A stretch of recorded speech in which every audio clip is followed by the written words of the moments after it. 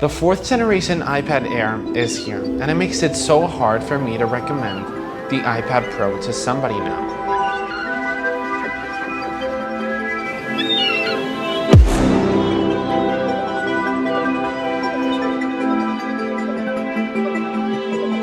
What is going on, guys? My name is Elías, also known as the Lemon Boy, and this is my iPad Air 4 review. It all starts with an all-screen design, powered by the A14 Bionic with Apple Pencil support and Magic Keyboard support. That by itself already makes the iPad Air worth it because of the price. The iPad Air starts at $599. So once again, it's really hard for me to recommend the iPad Pro to somebody. The iPad Air now comes with the edge-to-edge display like we see on the iPad Pro. It now comes in 5 new beautiful colors: space gray, silver, rose gold, green, and sky blue. I still wish Apple would release a gold iPad Air. Not a rose gold, but a gold. But I mean, this rose gold is just beautiful. So we don't get Face ID on the iPad Air. Instead, Apple has actually implemented Touch ID on the power button, and it's actually the first time that Apple has ever done this. This makes me want Touch ID so bad on the iPhone now. I mean, at an era that we're wearing face masks all day long, it would be great if the next generation iPhone would have Touch ID and Face ID. Because man, oh man, this Touch ID is good.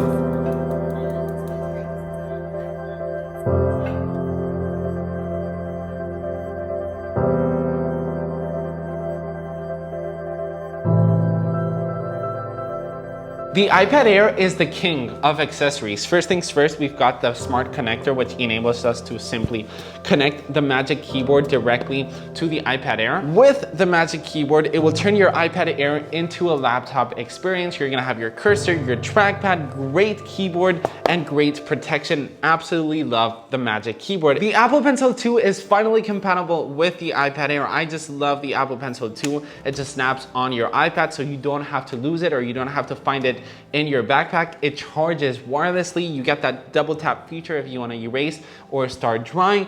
Absolutely love the accessories that are compatible with the iPad Air. All right, cameras. Let's talk cameras, because cameras on the iPad are fundamentally important. On a world where we're doing online classes every single day, FaceTime, Zoom calls, we need good cameras. We get a 7 megapixel FaceTime camera on the iPad. One of the things that I just want Apple to do on all iPads is put the camera on the middle of the iPad. I feel like nowadays we're just using the iPad more often in landscape rather than in vertically. So Apple, put it in the middle. It just makes more sense, especially on the iPad Pro with Face ID.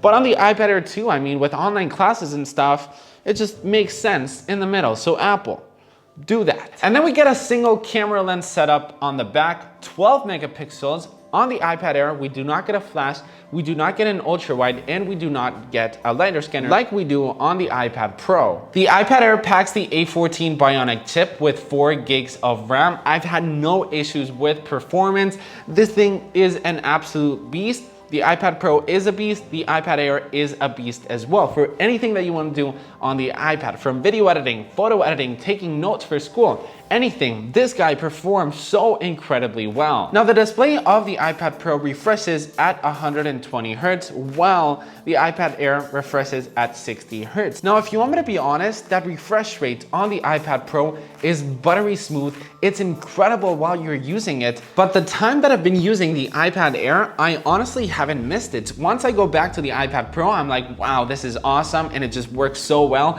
And scrolling through menus and stuff and scrolling through feeds, it's so buttery smooth. Playing games, taking notes, it's so buttery smooth. But I honestly have forgotten about it while I was using the iPad Air. So concluding, the iPad Air continues to have a power of a computer and the portability of an iPad. You can use it with a keyboard, you can use it with a trackpad, or you can use it with the Apple Pencil. It's got the insane app ecosystem that you would expect of a computer, plus million others designed just exclusively for the iPad. So, should you buy the iPad Air? And the answer is just hands down yes. I tweeted this the other day. The iPad Air is the best product of 2020 if we're talking about value that Apple has released this year. This iPad Air has so much value this is not an iPad Air for me. This is an iPad Pro, and this deserves to be called an iPad Pro. So yes, buy this thing. Yes, I recommend this thing. Yes, it comes in beautiful colors, and yes, you are going to love this. Thanks for watching. Subscribe if you're new, and I'll see you in the next one. Peace.